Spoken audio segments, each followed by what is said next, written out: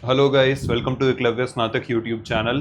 तो आज जो हम पेपर करने वाले हैं वो है हमारा पर्सपेक्टिव ऑन पब्लिक एडमिनिस्ट्रेशन। ठीक है, इसका पार्ट 1 ऑलरेडी आपको चैनल पे मिल जाएगा।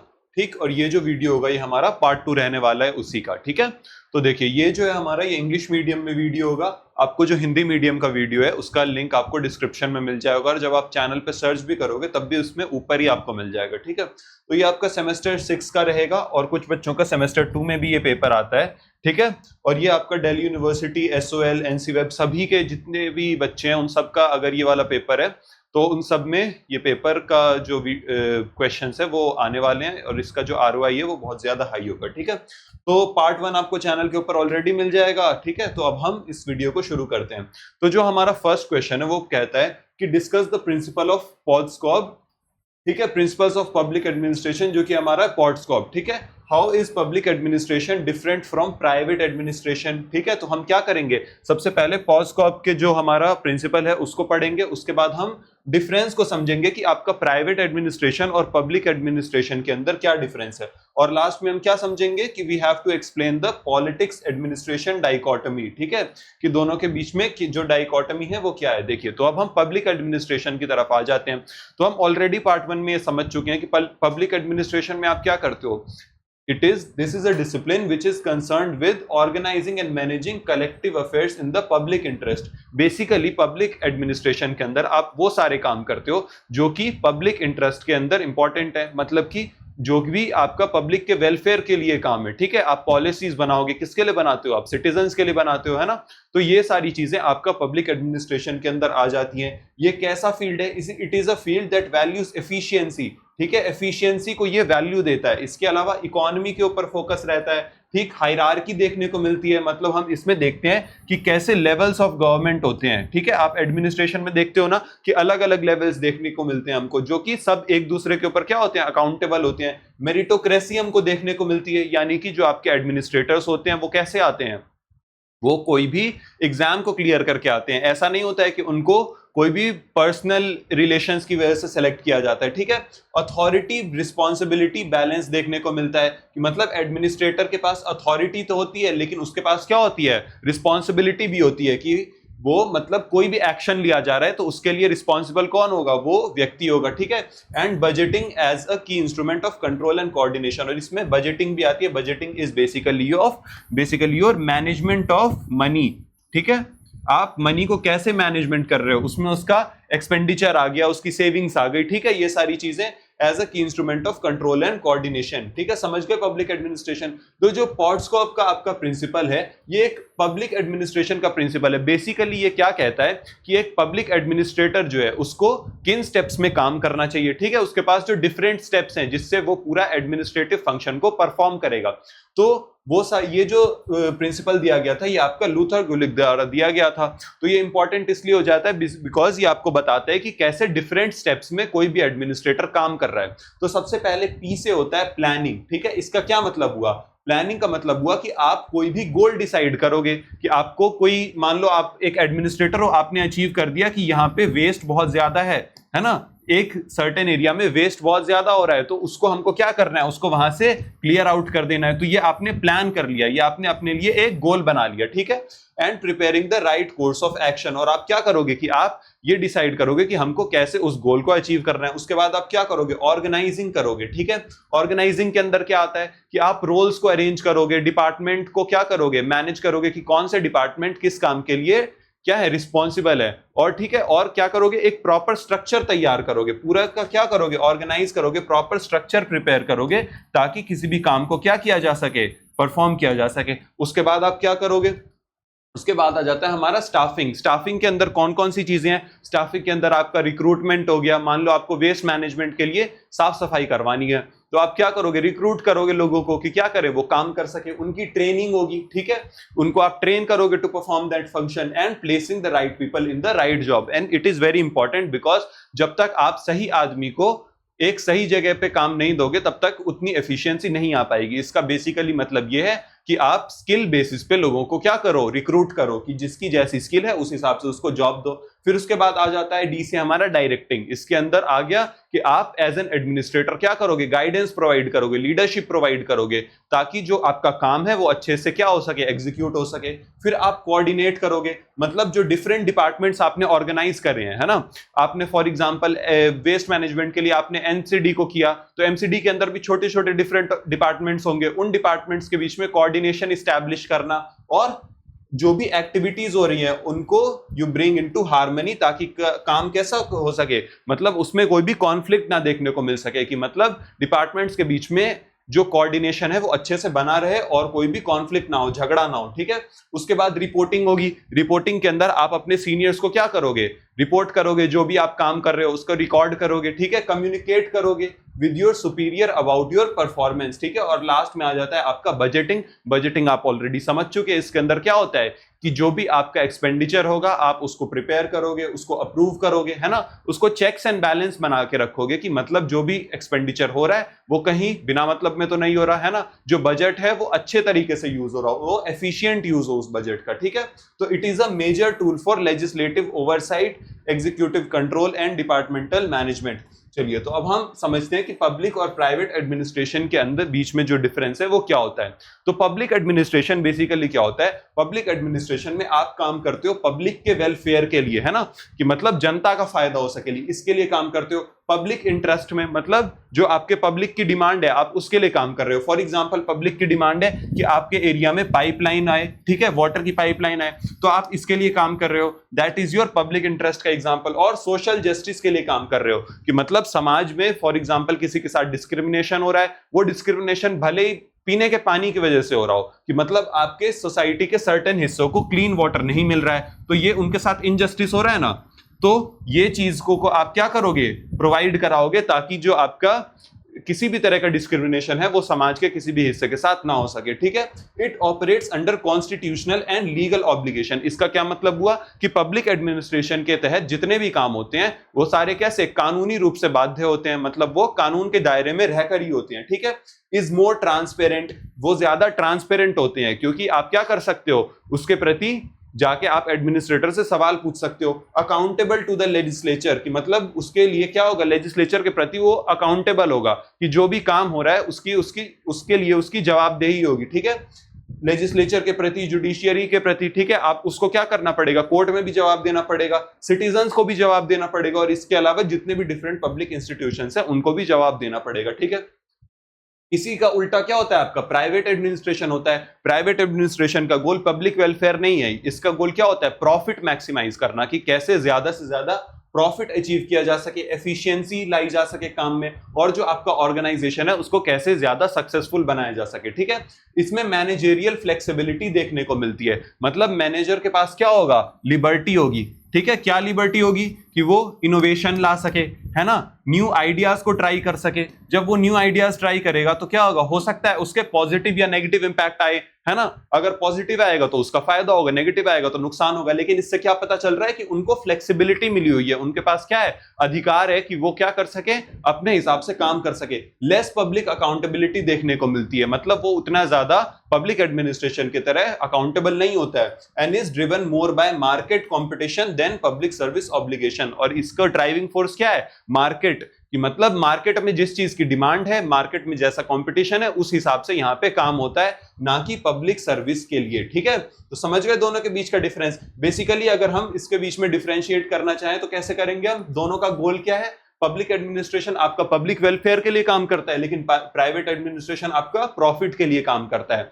अगर अकाउंटेबिलिटी की बात करें तो पब्लिक एडमिनिस्ट्रेशन की पब्लिक के प्रति भी अकाउंटेबिलिटी होती है, और किसके प्रति, आपके लेजिस्लेचर और जुडिशियरी के प्रति भी इसकी अकाउंटेबिलिटी होती है, ठीक है, लेजिस्लेचर और जुडिशियरी के प्रति। लेकिन जब हम प्राइवेट एडमिनिस्ट्रेशन की बात करेंगे तो प्राइवेट एडमिनिस्ट्रेशन में किसके प्रति अकाउंटेबल हो गया आप, उसमें आप स्टेक होल्डर के प्रति, जो आपका शेयर होल्डर होगा। फॉर एग्जांपल आप कोई कंपनी को ओन कर रहे हो, ठीक है, आप किसी कंपनी में काम कर रहे हो फॉर एग्जांपल, तो जो आपके एम्प्लॉय होंगे वो आपके प्रति अकाउंटेबल होंगे, ना कि किसी लेजिस्लेचर के प्रति या जुडिशियरी के प्रति, ठीक है।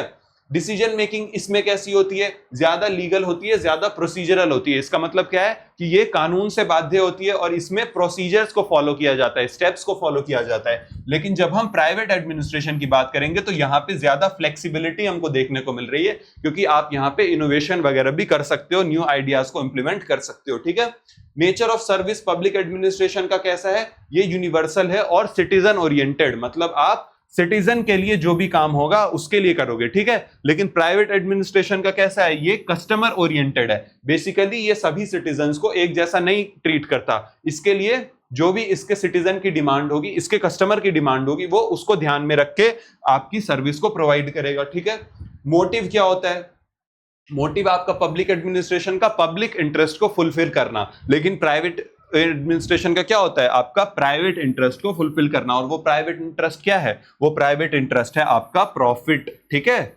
मॉनिटरी प्रॉफिट हो सकता है, वो किसी भी फॉर्म का प्रॉफिट हो सकता है। ठीक है, तो दोनों के बीच के डिफरेंस समझ गए। अब हम आ जाते हैं पब्लिक पॉलिटिक्स और एडमिनिस्ट्रेशन डाइकोटमी के बीच में।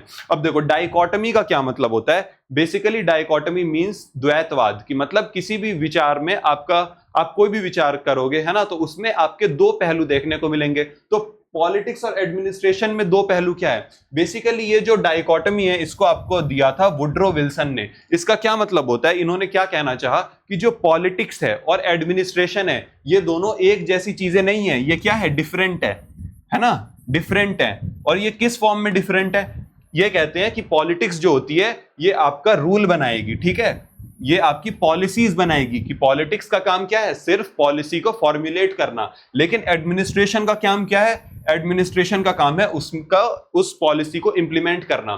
ठीक है, तो बेसिकली ये यही कहना चाह रहे हैं कि जो दोनों के रोल्स हैं वो बहुत ज्यादा अलग हैं, दोनों एक जैसे नहीं हो सकते। ठीक है, फ्रैंक जे गुडनाउ ने भी ऐसा ही सिमिलर डिस्टिंक्शन दिया आपको, जहां पे उन्होंने भी क्या बोला कि पॉलिटिक्स किससे कंसर्न्ड है, आपकी पॉलिसी मेकिंग से है, और एडमिनिस्ट्रेशन किससे कंसर्न्ड है, आपका एग्जीक्यूशन से है। ठीक है, तो समझ गए डाइकोटमी क्या देखने को मिल रही है इसमें। तो इसका सिग्निफिकेंस क्या है, तो इसका सिग्निफिकेंस आप ये कह सकते हो कि जब आप दोनों के रोल्स को अलग कर दोगे, ठीक है, तो इस तरह से क्या होगा, एडमिनिस्ट्रेशन है वो ज्यादा न्यूट्रल होगा और ज्यादा एफिशिएंट होगा। बिकॉज अब क्या हो रहा है, आपके पास एडमिनिस्ट्रेशन में कोई भी पॉलिसी मेकिंग का काम नहीं रहा, पॉलिसी मेकिंग का काम नहीं रहा। एडमिनिस्ट्रेशन को क्या बोल दिया गया कि तुम्हारे पास ये सर्टेन गोल्स हैं, तुमको अब किसी भी तरीके से अचीव करना है, तो वो क्या करेगा, ज्यादा प्रोफेशनली काम करेगा, ज्यादा न्यूट्रल होगा वो और ज्यादा एफिशिएंट होगा, क्योंकि अब डिसीजन मेकिंग में उसका कोई रोल नहीं रहा। ठीक है, it helped in the idea that administration could become a science of management. और इसने आपको क्या किया, आप जो पब्लिक एडमिनिस्ट्रेशन सब्जेक्ट पढ़ रहे हो ये क्यों हुआ, बिकॉज पब्लिक आपका एडमिनिस्ट्रेशन और पॉलिटिक्स में डाइकोटमी देखने को मिलती है, क्योंकि इसने क्या किया, इसने बोल दिया कि एडमिनिस्ट्रेशन इज अ साइंस, कि मतलब इसमें आप क्या कर रहे हो, आप इंप्लीमेंटेशन के ऊपर फोकस कर रहे हो। इंप्लीमेंटेशन जैसे आप साइंस में क्या करते हो, प्रिंसिपल्स वगैरह फॉर्मुलेट करते हो ना, प्रिंसिपल फॉर्मुलेट करते हो, हाइपोथेसिस बनाते हो, ठीक है, और उनको टेस्ट करते हो। तो यहां पे क्या हो गया, इसने एडमिनिस्ट्रेशन को सिर्फ इंप्लीमेंटेशन तक सीमित रख दिया, जिसकी वजह से ये एक साइंस ऑफ मैनेजमेंट की तरह इसको कंसिडर किया जाने लगा। ठीक है, it gave administrator a clear role in policy execution. और इसने क्या किया, आपके एडमिनिस्ट्रेटर को एक क्लियर रोल दे दिया, क्योंकि इसके पहले वो क्या हो सकते थे कि उनके रोल्स में उनको कंफ्यूजन हो सके, लेकिन अब उनका रोल क्या हो गया, एकदम क्लियर हो गया, क्रिस्टल क्लियर, कि तुमको क्या करना है, सिर्फ पॉलिसीज को इंप्लीमेंट करना है। ठीक है, अब इसका क्रिटिसिज्म क्यों होता है, देखिए, तो क्रिटिसिज्म का बेसिकली रीजन यही है, क्योंकि बाद में ये समझा गया कि जो आपका ये डिस्टिंक्शन किया गया, बोला गया कि एडमिनिस्ट्रेशन का काम सिर्फ इंप्लीमेंटेशन है, तो ये रियलिस्टिक नहीं बताया गया। बोला गया कि जो सेपरेशन है ये भी रियलिस्टिक नहीं है, बिकॉज ये दोनों क्या है, ये दोनों एक दूसरे को ओवरलैप करते हैं। ठीक है, ओवरलैप करते हैं। अब ये कैसे ओवरलैप करते हैं, तो हम देखते हैं कि ग्रेट डिप्रेशन के टाइम पे और वर्ल्ड वॉर 2 के टाइम पे जो बहुत सारी पॉलिसीज बन रही थी एडमिनिस्ट्रेशन के अंदर, उसमें जो भी डिसीजन लिए जा रहे थे, वो डिसीजन लेने में आपके एडमिनिस्ट्रेटर्स का रोल भी क्या था, बहुत ज्यादा इंपॉर्टेंट था। तो डाइकोटमी में क्या बोला गया कि एडमिनिस्ट्रेटर का रोल क्या है, सिर्फ इंप्लीमेंटेशन। लेकिन हम रियल वर्ल्ड सिनेरियो में क्या देख रहे हैं कि बहुत सारी पॉलिसीज आपकी कौन बना रहे हैं, और पॉलिसी फॉर्मुलेशन में किसका रोल है, एडमिनिस्ट्रेटर का रोल है। तो ये जो आपका डाइकोटमी दिखाई गई, ये जो डिस्टिंक्शन दिखाया गया, ये कंप्लीटली फेल हुआ कि नहीं यहाँ पे, क्योंकि आपने देखा कि कैसे एडमिनिस्ट्रेशन में आपका एडमिनिस्ट्रेटर का रोल पॉलिसी फॉर्मुलेशन भी रहा। तो इससे हमको पता चलता है कि ये जो स्ट्रिक्ट सेपरेशन है ये कैसा है, फॉल्स है। ये मतलब प्रैक्टिस में, रियल लाइफ में एग्जिस्ट नहीं करता, बिकॉज क्या होता है, आपके एडमिनिस्ट्रेटर दोनों फंक्शन परफॉर्म कर रहे होते हैं। ठीक है, तो कंक्लूजन हम कर लेते हैं अब इस क्वेश्चन का। इसमें हमने क्या देखा कि जो आपका पॉजस्कॉप क्या है, POSDCORB is basically your practical framework for administrative work. Basically ये आपके स्टेप्स को बताता है कि कोई भी एडमिनिस्ट्रेटर क्या स्टेप्स लेगा टू परफॉर्म अ फंक्शन, ठीक है, इंप्लीमेंट करने के लिए कोई भी पॉलिसी को। और फिर हमने क्या देखा कि पब्लिक एडमिनिस्ट्रेशन और प्राइवेट एडमिनिस्ट्रेशन के बीच में डिफरेंस क्या है, बिकॉज पब्लिक एडमिनिस्ट्रेशन आपका पब्लिक इंटरेस्ट को सर्व कर रहा है और प्राइवेट एडमिनिस्ट्रेशन आपका प्रॉफिट के लिए काम करता है। ठीक है, पॉलिटिक्स एडमिनिस्ट्रेटिव डाइकोटमी कैसे देखने को मिला कि it was more important in early study of public administration, लेकिन बाद में जाके हमको क्या पता चला कि इन रियल वर्ल्ड ऐसा डीप सेपरेशन हम नहीं एग्जिस्ट करते हुए देखते हैं, बिकॉज एडमिनिस्ट्रेशन और आपकी पॉलिटिक्स ये क्या है, दोनों एक दूसरे से इंटरकनेक्टेड है और दोनों ओवरलैप करती है। तो अब हम क्वेश्चन नंबर 2 के ऊपर आ जाते हैं, जो कि हमारी थ्योरीज है। तो 3 थ्योरीज हम पार्ट 1 में कर चुके हैं। ठीक है, 3 थ्योरीज आप पार्ट 1 में कर चुके हो, इसीलिए मैं बोल रहा हूं कि आप पहले इसका पार्ट 1 देख लेना। ठीक है, और बाकी की जो 2 थ्योरीज है वो अब हम अभी करेंगे। तो हमारी थ्योरी क्या है कि how is the human relations theory and improvement over scientific management. तो साइंटिफिक मैनेजमेंट पे आपका जो ह्यूमन रिलेशंस थ्योरी है वो कैसे इंप्रूवमेंट है। तो जब तक आपको साइंटिफिक मैनेजमेंट थ्योरी नहीं पता होगी आप इस थ्योरी को नहीं समझ पाओगे। इसलिए आप जाके क्या करना, पहले फर्स्ट पार्ट देखना जहां पे मैंने साइंटिफिक मैनेजमेंट को अच्छे से समझाया हुआ है। ठीक है, discuss with reference to the Hawthorne experiment. और हमको ये जो human behaviour, human relations theory है उसको किससे रिलेट करना है, आपके हॉथॉर्न एक्सपेरिमेंट से, और उसके हिसाब से हमको कनेक्ट करके इसको आंसर करना है। ठीक है, तो देखिए ह्यूमन रिलेशंस थ्योरी क्या है। तो it basically emerged as a theory जो क्या करता है, आपके साइंटिफिक मैनेजमेंट को क्रिटिसाइज करता है। अब साइंटिफिक मैनेजमेंट बेसिकली क्या कह रहा था, this theory was given by your F.W. Taylor. उन्होंने बोला था कि उनकी जो थ्योरी थी it basically focused on efficiency के ऊपर, ठीक है, वर्क मेथड को इंप्रूव करने के ऊपर और मॉनिटरी इंसेंटिव के ऊपर, इन सारी चीजों के ऊपर उनकी थ्योरी आपका क्या कर रही थी, फोकस कर रही थी। 1 मिनट हम जल्दी से इसको रिवाइज कर लेते हैं। साइंटिफिक मैनेजमेंट ये आपकी पहली थ्योरी थी। ठीक है, scientific management was your first theory, और पहली बार हुआ था कि किसी ने भी ऐसा अटेम्प्ट किया था कि हम हमारे पब्लिक एडमिनिस्ट्रेशन के अंदर या पॉलिसी मेकिंग के अंदर साइंस का एलिमेंट लाएं। ठीक है, तो इसलिए ये बहुत ज्यादा इंपॉर्टेंट हो जाता है। इसके अंदर क्या किया टेलर ने आपका, उन्होंने बोला कि हम कैसे साइंटिफिक मेथड्स को हमारे पॉलिसी मेकिंग और वर्क के अंदर इंक्लूड करें, ताकि क्या हो, आपका काम ज्यादा से ज्यादा अच्छे तरीके से हो सके। ठीक है, तो उन्होंने बोला कि उन्होंने डिफरेंट मेथड सजेस्ट किए थे कि कैसे आप अपने वर्क प्लेस के ऊपर एफिशिएंसी को बढ़ाओगे, वर्क मेथड को कैसे अच्छा करोगे। उन्होंने एक वन बेस्ट वे का कॉन्सेप्ट भी दिया।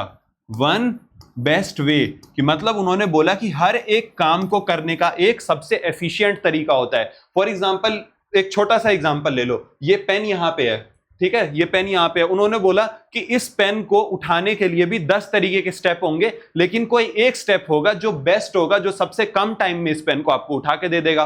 तो ऐसे चीजों के ऊपर, इसके अलावा मॉनिटरी इंसेंटिव कि मतलब उन्होंने बोला कि कैसे वर्कर जब उनको इंसेंटिव्स मिलते हैं, जब उनको एक्स्ट्रा पैसा मिलता है तो कैसे मोटिवेट होते हैं। तो इन चीजों के ऊपर हमारे साइंटिफिक मैनेजमेंट ने क्या किया, फोकस किया। लेकिन उसको क्या किया गया, बहुत सारे आपके फर्दर आए जो स्कॉलर्स, उन्होंने क्रिटिसाइज किया, और उसी में से आपके एक थे एल्टन मेयो, जिन्होंने ह्यूमन रिलेशंस थ्योरी के अंदर क्या बोला, he shifted the attention to human side of organisation की मतलब अब हम क्या करने लगे, अब हम ऑर्गेनाइजेशन के ह्यूमन साइड की तरफ, मतलब ऐसी चीजों के ऊपर जो ह्यूमन के बिहेवियर से रिलेटेड थे उसके ऊपर फोकस करने लगे।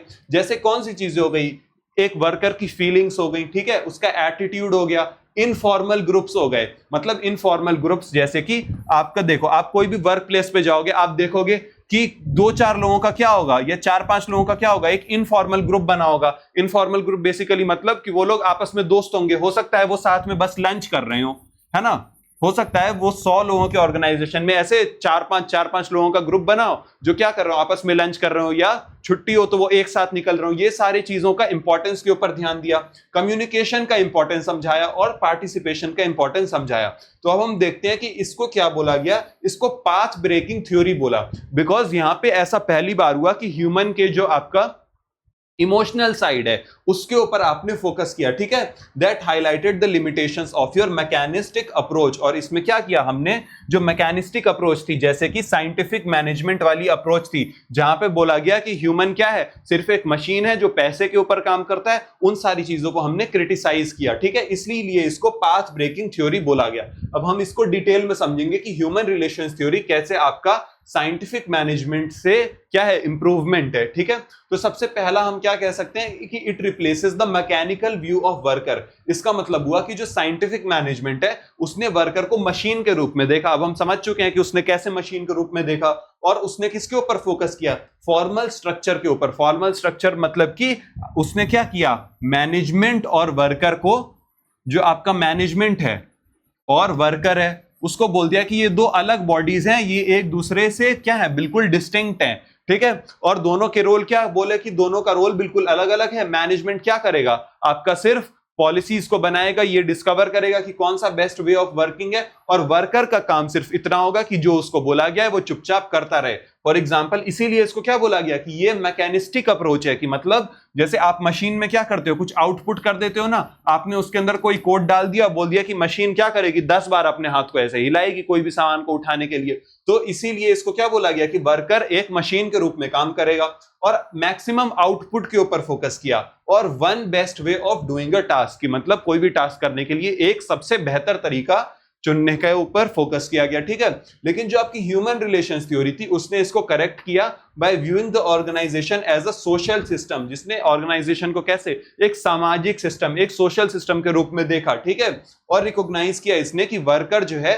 वो ह्यूमन बीइंग है। एट द एंड एक वर्कर ह्यूमन बीइंग है जिसकी क्या होती है, रियल फीलिंग्स होती है, जिसके इमोशंस होते हैं, उसके अपने पर्सनल बिलीफ होंगे, और उसकी सोशल नीड्स होंगी। उसकी सोशल नीड्स क्या हो गई, फॉर एग्जांपल हंसी मजाक करना। अगर आप वर्कर्स को बोल दो कि नहीं अब सब तुम लोग क्या करोगे, हंसोगे ही नहीं, कुछ मुंह को बिल्कुल मतलब स्माइल ही नहीं करोगे, कुछ काम नहीं करोगे, तुम्हारा ध्यान एकदम काम पे होना चाहिए, तो ऐसा पॉसिबल नहीं है in real world, because at the end of the day humans have emotion. ठीक है, दूसरा क्या रीजन है, ये कैसे इंप्रूवमेंट होता है, because it goes beyond money as the only motivator. तो टेलर ने बोला था कि जो आपका मॉनिटरी इंसेंटिव है उससे मोटिवेट होकर आपके वर्कर ज्यादा से ज्यादा काम करेंगे, लेकिन ह्यूमन रिलेशंस अप्रोच में बताया गया कि जो आपकी प्रोडक्टिविटी है वो आपके सोशल रिवॉर्ड से भी क्या होती है, अफेक्ट होती है, बिलोंगिंगनेस से अफेक्ट होती है। ठीक है, मोराल अगर आप हाई करोगे अपने वर्कर्स का उससे अफेक्ट होगी। ठीक है, और ग्रुप के प्रेशर से भी अफेक्ट होगी।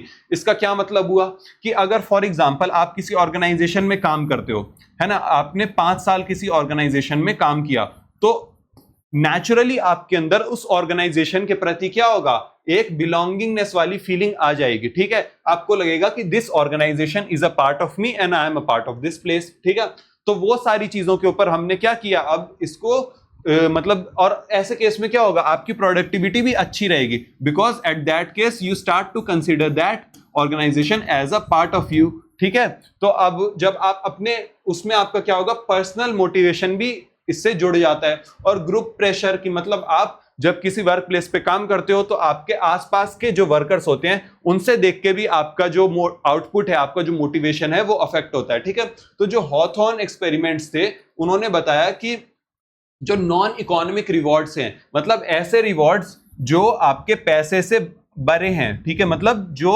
मनी से नहीं रिलेटेड हैं, वो आपके सोसाइटी से रिलेटेड हैं, आपके इमोशन से रिलेटेड हैं, वो क्या है, ज्यादा इफेक्टिव है रादर देन मनी अलोन। की मतलब जैसे कि आपका सेटिस्फैक्शन हो गया। ठीक है, आप कोई काम करने से सेटिस्फाई हो के नहीं।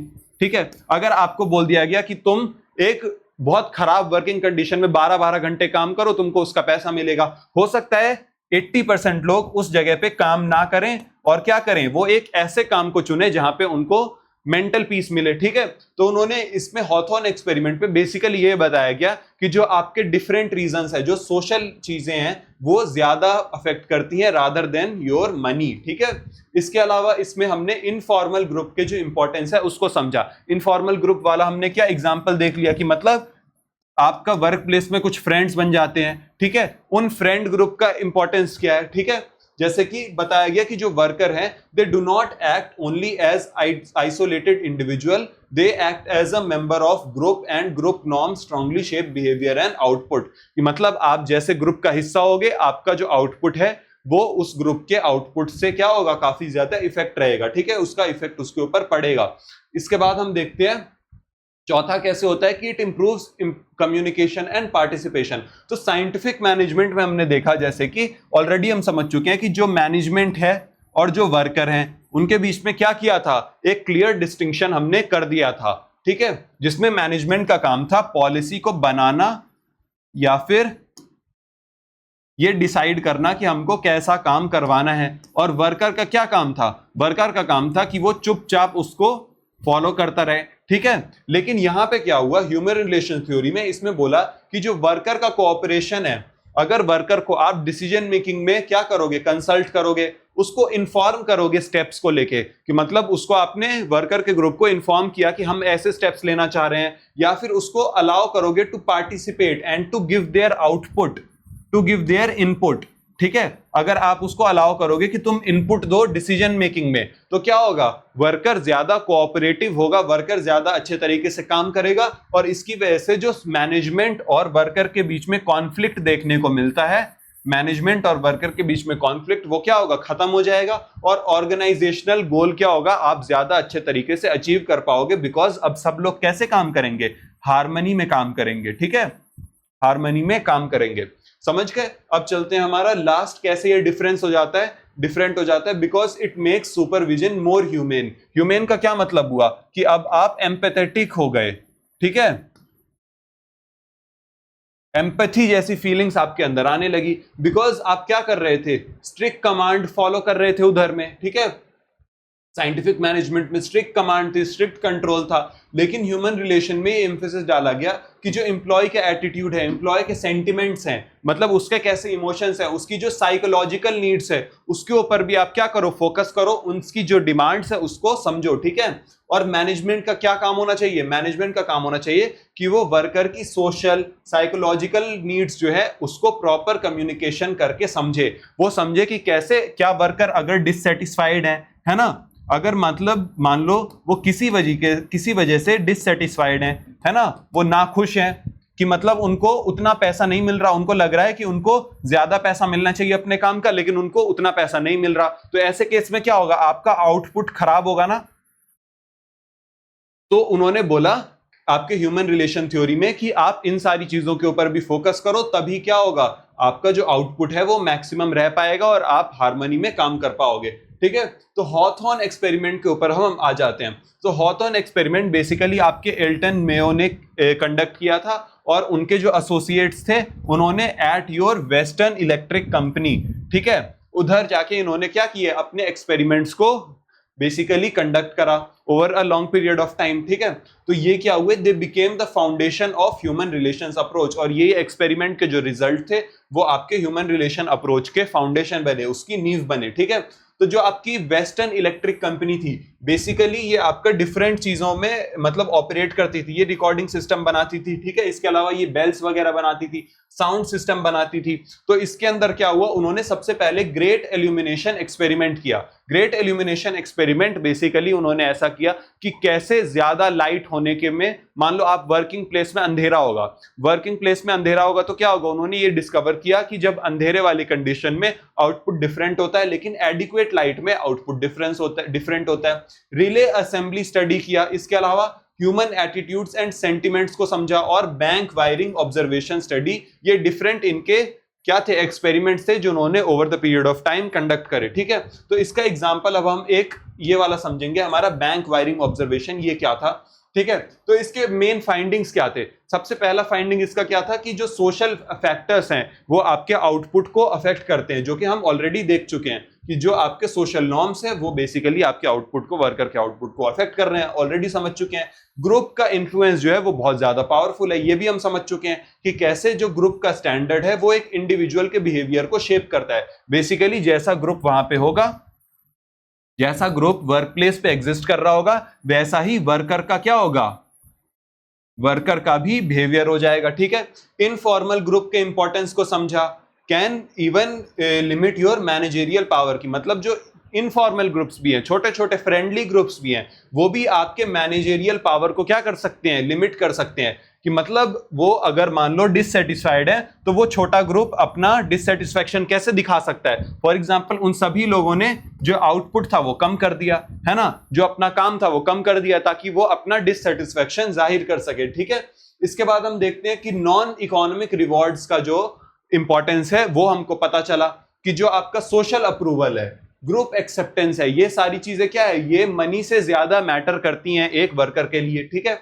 पार्टिसिपेशन इंप्रूव्स एक्सेप्टेंस, बेसिकली ये देखा गया कि जो वर्कर है वो ऐसी जगहों पे ज्यादा रिस्पॉन्ड करते हैं जहां पे उनको डिस्कशन में इन्वॉल्व किया जा सके, and their informal leaders are consulted. कि मतलब मान लो वर्कर्स ने अपना एक लीडर क्रिएट कर लिया, बोल दिया कि ये वाला वर्कर है, ये हमारा रिप्रेजेंटेटिव होगा। तो जब उस रिप्रेजेंटेटिव को आप डिसीजन मेकिंग का हिस्सा बनाओगे तो वर्कर को लगेगा कि अब हमारा भी पार्टिसिपेशन यहाँ पे हो रहा है। तो ऐसे केस में क्या होगा, वो लोग ज्यादा एक्सेप्टिंग होंगे, ज्यादा फील करेंगे कि हमको वर्क प्लेस पे क्या किया जा रहा है, इंपॉर्टेंस दिया जा रहा है। इसके अलावा कम्युनिकेशन इज एसेंशियल समझा गया कि मतलब ये डिस्कवर किया गया कि मैनेजमेंट और वर्कर के बीच में जब अच्छा कम्युनिकेशन होगा तो आपका ऑर्गेनाइजेशन भी ज्यादा अच्छे तरीके से काम कर पाएगा। ठीक है। तो इसमें हम बैंक वायरिंग ऑब्जर्वेशन स्टडी देखते हैं। इसमें बेसिकली देखा गया कि workers developed an informal code of conduct and tried to maintain a group determined rate of output. इसमें देखा कि बेसिकली वर्कर ने क्या किया, अपना एक ग्रुप बना लिया, छोटा सा एक इनफॉर्मल ग्रुप क्रिएट कर लिया, और उसने क्या किया, अपने ही अपने में एक डिसाइड कर लिया कि फॉर एग्जाम्पल वो अगर टायर्स बना रहे हैं तो उन लोगों ने डिसाइड कर लिया कि हम सभी लोग 20 टायर बनाएंगे दिन के। ठीक है।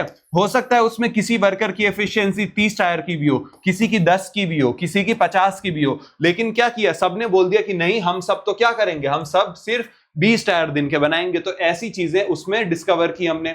एनीवन वर्किंग टू फास्ट और too slowly could be socially sanctioned. अब ऐसे में देखते हैं कि जब उन्होंने देखा कि अगर कोई वर्कर दिन के 50 टायर बना रहा है या दिन के 30 टायर बना रहा है, लेकिन कोई वर्कर है वो दिन के सिर्फ 5 टायर बना रहा है, इससे क्या मतलब हुआ कि कोई बहुत ज्यादा काम कर रहा है या कोई बहुत कम काम कर रहा है। तो ऐसे में उसको क्या होगा, ग्रुप में जो है उनका इनफॉर्मल ग्रुप, उससे क्या किया जाएगा, खारिज कर दिया जाएगा, निकाल दिया जाएगा। फॉर एग्जांपल आप कॉलेज जाते होगे, आप देखते होगे कि जो ई रिक्शा वाले हैं उन सब ने क्या किया, 10 रुपए, मान लो आपके मेट्रो स्टेशन से कॉलेज का 10 रुपए भाड़ा क्या किया, वो कर दिया, फिक्स कर दिया। अब मान लो कोई उसमें ई रिक्शा वाला है वो सिर्फ 5 रुपए ले रहा है, तो जो बाकी के ई रिक्शा वाले हैं वो सारे क्या करेंगे, उसको पीटेंगे ना, उसको भगाएंगे, बोलेंगे कि तू हमारे ग्रुप का नहीं है, तो निकल जाए यहां से। या कोई 50 रुपए ले रहा है, तो ऐसे केस में भी क्या होगा, उसको लोग बोलेंगे कि अरे नहीं, वो तो हमारे ग्रुप का नहीं है, वो ज्यादा पैसा चार्ज कर रहा है, उसको निकाल दो। तो ये सारी चीजें दिखाती है कि कैसे एक सोसाइटी का, एक ग्रुप का इंपॉर्टेंस है वो कितना ज्यादा क्या रखता है, महत्व रखता है। ठीक है।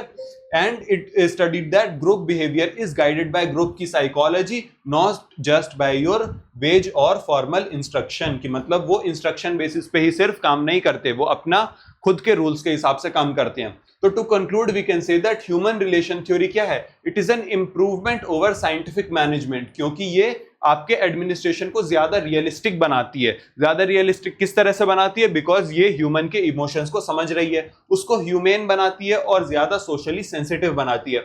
इसके अलावा ये दिखाती है कि एफिशिएंसी जो है वो सिर्फ साइंटिफिक वर्क मेथड के ऊपर नहीं निर्भर कर रही, वो किसके ऊपर निर्भर कर रही है, वो ग्रुप के मोराल के ऊपर निर्भर कर रही है। कि अगर उसका मोराल हाई होगा तो क्या करेगा, वो ज्यादा अच्छे तरीके से काम करेगा, लेकिन लो मोरल होगा तो वो उतने अच्छे से काम नहीं करेगा। अच्छा कम्युनिकेशन होगा तो वो अच्छा एफिशिएंटली काम करेगा। ग्रुप का बिहेवियर के ऊपर और उनके पार्टिसिपेशन के ऊपर भी उनकी एफिशिएंसी डिपेंड करती है। ठीक है। हॉथॉर्न एक्सपेरिमेंट क्या थे, they were crucial because they demonstrated that human and informal factors are central to your organisational productivity. चलिए, तो अब हम करेंगे हमारा क्वेश्चन नंबर 3, जो कि क्या कहता है हमको, it says critically evaluate Fredericks ecological model. ठीक है, ये इकोलॉजिकल मॉडल जो हमारे फ्रेडरिक्स जी ने दिया था उसका एनालिसिस करने को बोल रहा है। और क्या बोल रहा है, how does it help in understanding administration in your developing societies, कि कैसे उनके द्वारा जो दिया गया मॉडल था इकोलॉजिकल मॉडल, वो आपके डेवलपिंग सोसाइटीज के अंदर जो एडमिनिस्ट्रेशन है, बेसिकली जो आपकी डेवलपिंग कंट्रीज हो गई, उन कंट्रीज के अंदर एडमिनिस्ट्रेशन को समझने में कैसे मदद करता है।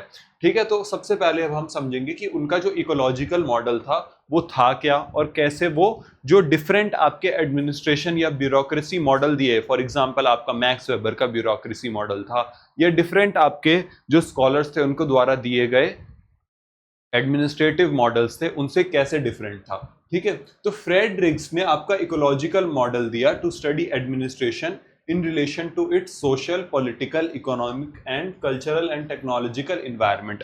बेसिकली इन्होंने क्या बोला कि आपका जो एडमिनिस्ट्रेशन है वो किससे अफेक्ट होता है। उन्होंने बोला कि वो उसके आसपास की इकोलॉजी से, आसपास के इन्वायरमेंट से अफेक्ट होता है, वो उसके सोशल इन्वायरमेंट से अफेक्ट होता है, वो वहाँ के पॉलिटिकल सिनेरियोज से, कि कैसी पॉलिटिक्स है उस हिसाब से वहाँ का एडमिनिस्ट्रेशन उससे अफेक्ट होगा। ठीक है, वहाँ की इकोनॉमिक कंडीशन कैसी है, ठीक है ना, कि मतलब क्या वो रिच कंट्री है, क्या वो सोसाइटी रिच है, क्या वो पुअर है, वहाँ का कल्चर कैसा है, ठीक है, वहाँ का जो टेक्नोलॉजिकल एडवांसमेंट है वो कितना हुआ है, उन सब चीजों से आपका एडमिनिस्ट्रेशन बहुत ज्यादा क्या होता है, अफेक्ट होता है। ऐसा किसका मानना था, आपका फ्रेडरिक्स का मानना था। ठीक है, एडमिनिस्ट्रेशन अफेक्ट होता है इन चीजों से। ठीक, इसलिए ये और डिफरेंट मॉडल से अलग हो जाता है, बिकॉज हमने डिफरेंट मॉडल्स में देखा ना कि कैसे वो क्या कर रहे हैं, कहीं जगह वो एडमिनिस्ट्रेशन को आपके साइंस से जोड़ रहे हैं, कई जगह वो क्या कर रहे हैं, ह्यूमन साइकोलॉजी से जोड़ रहे हैं, कई जगह वो ह्यूमन बिहेवियर से जोड़ रहे हैं। लेकिन फ्रेडरिक्स थे जिन्होंने आपके एडमिनिस्ट्रेशन को सराउंडिंग से जोड़ा, इन्वायरमेंट से जोड़ा। ठीक है, उन्होंने बोला कि जो आपका एडमिनिस्ट्रेशन है आप उसको आइसोलेशन में नहीं समझ सकते, कि मतलब वो आप उसको एक सिंगुलर कॉन्सेप्ट के रूप में नहीं समझ सकते, आपको वहां की वाइडर इकोलॉजी ऑफ सोसाइटी का पार्ट समझ के एडमिनिस्ट्रेशन को पढ़ना होगा। बेसिकली आप देखोगे कि कैसे उसका सराउंडिंग है, आप पहले उसकी सराउंडिंग का एनालिसिस करोगे, है ना, कि कैसा वहां का वातावरण है, कैसा वहां का क्या है, पॉलिटिकल सिनेरियो है, सोशल सिनेरियो है, वहां का कल्चर कैसा है, वहां का रिलीजन कैसा है, और उसके बाद जाके आप उसके एडमिनिस्ट्रेशन को समझ पाओगे। ठीक है, ऐसा बोला उन्होंने। His work on comparative public administration and fused prismatic and diffracted models became highly influential for studying developing countries का एडमिनिस्ट्रेशन। ठीक है, तो ये बहुत इंपॉर्टेंट हो जाता है उनका फ्यूज्ड प्रिज्मेटिक डिफ्रैक्टेड मॉडल। तो उन्होंने बेसिकली 3 टाइप ऑफ सोसाइटी बताई, ठीक है, जिसके बारे में हम आगे पढ़ेंगे कि वो कैसे होती हैं और कैसे उनका जो मॉडल है वो आपके डेवलपिंग कंट्रीज के एडमिनिस्ट्रेशन को समझने के लिए इंपॉर्टेंट है। ठीक है, तो अब हम समझेंगे फ्रेडरिक्स के जो मेन आइडियाज हैं वो क्या है। तो सबसे पहला आइडिया हम ऑलरेडी समझ चुके हैं, जो क्या कहता है कि आपका एडमिनिस्ट्रेशन और आपका जो इन्वायरमेंट है वो इंटर रिलेटेड है। उन्होंने क्या बोला कि इन्वायरमेंट आपके एडमिनिस्ट्रेशन को अफेक्ट करेगा। इसके अलावा उन्होंने क्या बोला कि एडमिनिस्ट्रेटिव बिहेवियर जो है वो आपके सोशल और कल्चरल सेटिंग से बहुत ज्यादा अफेक्ट होता है। अब इसका क्या मतलब हुआ एडमिनिस्ट्रेटिव बिहेवियर का, बेसिकली इट मींस कि आपका जो एडमिनिस्ट्रेटर होगा या जो भी आपका पॉलिसी मेकर होगा, है ना, वो पॉलिसी किसके लिए बनाएगा, वो पॉलिसी उस समाज के लिए बनाएगा ना। अगर उस समाज की कुछ स्पेसिफिक नीड्स होंगी तो वो उस हिसाब की पॉलिसीज बनाएगा। फॉर एग्जांपल आप मान लो कोई लीडर है, वो एक सोसाइटी में रहता है जहां कुछ लोग हैं वो आम खाना पसंद करते हैं, कुछ लोग हैं वो क्या करते हैं, ग्रेप्स खाना पसंद करते हैं, है ना, और मान लेते हैं हम कि 80% लोग जो हैं वो आम खाना पसंद कर रहे हैं और सिर्फ 20% ग्रेप्स खाना पसंद कर रहे हैं। तो जो एडमिनिस्ट्रेटर होगा वो इन आम खाने वाले लोगों के हिसाब से पॉलिसी बनाएगा ना। वो कोशिश करेगा कि वो अगर वनारोपण कर रहा है, वो पेड़ लगा रहा है, तो वो ज्यादा से ज्यादा आम के पेड़ लगाए ताकि आपके आम खाने वाले लोग खुश रहें। बेसिकली यही इन्होंने कहा कि आपका एडमिनिस्ट्रेटिव बिहेवियर वहां की सोसाइटी और वहां के कल्चर से बहुत ज्यादा अफेक्ट होता है। ठीक है, और उन्होंने सोसाइटी को 3 आइडियल टाइप्स में बांट दिया। वो 3 टाइप्स क्या थी, सबसे पहला एग्रेरिया या फिर फ्यूज्ड सोसाइटी, दूसरी थी इंडस्ट्रियल या फिर डिफ्रैक्टेड सोसाइटी, और तीसरी थी आपकी प्रिज्मेटिक जिसको हमने इंटरमीडिएट या ट्रांजिशनल सोसाइटी बोला, कि मतलब एग्रेरिया और इंडस्ट्रिया के बीच का जो ट्रांजिशन स्टेज है वही आपका प्रिज्मेटिक सोसाइटी है। तो इस वाले डायग्राम में हम देखेंगे, आप ये देख रहे हो कि कैसे एक प्रिज्म है ना, प्रिज्म में आपने दिखाया कि ये प्रिज्मेटिक सोसाइटी वाली स्टेज है, ये ट्रांजिशन वाली स्टेज है। जब आप प्रिज्म देखते हो, प्रिज्म एक 3D ऑब्जेक्ट है ना, 3 डायमेंशनल ऑब्जेक्ट है आपका प्रिज्म। तो प्रिज्म में आप क्या देखते हो कि अगर आप कोई भी मतलब लाइट बीम उसमें से पास कराओगे, जब सनलाइट आती है तो वो उसको 7 डिस्टिंक्ट कलर में बांट देता है, जिसको आप विबग्योर बोलते हो, है ना। 7 कलर्स होते हैं, violent, Indigo, blue, green, yellow, orange और रेड, ठीक है, इन कलर्स में बांट देता है। तो उन्होंने यही बोला कि जैसे हमने देखा कि ये फ्यूज्ड सोसाइटी है, जब ये एक प्रिज्म से निकली तो क्या होगा, यहाँ पे ये टूट गई छोटे छोटे हिस्सों में, ये ट्रांजिशन हो गया, और यहाँ पे हम देखते हैं कि कैसे ये जो एक छोटी सोसाइटी थी ये कैसे क्या हो गई, डिफ्रैक्ट हो गई। यानी कि क्या हुई, पहले फ्यूज थी, एक जगह पे केंद्रित थी, लेकिन प्रिज्म से निकलने के बाद अब ये क्या हो गई, डिफ्रैक्ट हो गई, यानी ये फैल गई, ठीक है। तो यही इन्होंने 3 सोसाइटी बताया, और जिसमें बीच वाली स्टेज आपकी प्रिज्मेटिक सोसाइटी की स्टेज थी। तो इन तीनों स्टेजेस को अब हम डेप्थ में समझेंगे। सबसे पहले ये जो 3 मॉडल्स हैं, इसमें हमारी पहले आती है एग्रेरिया या फ्यूज्ड सोसाइटी। तो एग्रेरिया सोसाइटी बेसिकली आप कैसे इमेजिन कर सकते हो, आप इसको समझ लो, आप में से बहुत लोग होंगे जिनका कोई गांव होगा, है ना, कोई गांव से आ रहे होंगे लोग, तो आप एक गांव के रूप में इसको समझ सकते हो कि मतलब यहाँ पे ट्रेडिशनल एग्रीकल्चर और रिलेटिवली सिंपल लाइफस्टाइल होती है, कि मतलब आपका ट्रेडिशनल लाइफस्टाइल होगा, इकोनॉमी कैसी होगी, एग्रीकल्चर पे बेस्ड होगी, प्राइमरी एक्टिविटी पे बेस्ड होगी, ठीक है, प्राइमरी एक्टिविटी पे बेस्ड होगी और सिंपल लाइफ होगी। एक स्ट्रक्चर डिफरेंट फंक्शंस परफॉर्म कर रहा है। इसका क्या मतलब हुआ, स्ट्रक्चर का बेसिकली मतलब हुआ कि यहां पे डिफरेंट फंक्शंस परफॉर्म करने के लिए आपको डिफरेंट ग्रुप्स नहीं देखने को मिलते। इसका क्या मतलब है कि जैसे आप शहर में देखते हो, शहर में आपको कूड़ा उठाने के लिए एक डिफरेंट एमसीडी होगी, ठीक है, कूड़ा उठाने के लिए, नाली साफ करने के लिए, रोड बनाने के लिए आपको पीडब्ल्यू डिपार्टमेंट देखने को मिलेगा, है ना। इसी तरीके से आपको पानी के लिए, वाटर सप्लाई के लिए आपको कोई जल बोर्ड होगा आपके शहर का। लेकिन जब आप एग्रेरिया सोसाइटी देखते हो, वहां पे ऐसा डिस्टिंक्शन वर्क के बीच में नहीं देखने को मिलता। वहां पे कोई एक सिंपल ऑर्गेनाइजेशन होगा, वो ही क्या कर रहा होगा, ये सारे फंक्शंस को परफॉर्म कर रहा होगा। समझ गए कैसे डिफरेंट होता है, बेस्ड ऑन एस्क्रिप्टिव वैल्यूज होता है, पर्टिकुलरिज्म होता है, लिमिटेड मोबिलिटी होती है और वीक स्पेशलाइजेशन। अब इनका क्या मतलब हुआ, एस्क्रिप्टिव वैल्यूज का मतलब हुआ कि ये ऐसी वैल्यूज पे बेस्ड होगा जो आप इनहेरिट कर रहे हो, है ना, इनहेरिट कर रहे हो आप अपने रोल को, ठीक है। लिमिटेड मोबिलिटी मतलब आप समाज में ऊपर नहीं उठ सकते। फॉर एग्जाम्पल, अब इसमें आप देखो कैसे आप देखते हो गांव वगैरह में कास्ट का कितना इंपॉर्टेंस होता है, कास्ट और क्लासिज्म कितना स्ट्रांग होता है गांव वगैरह में।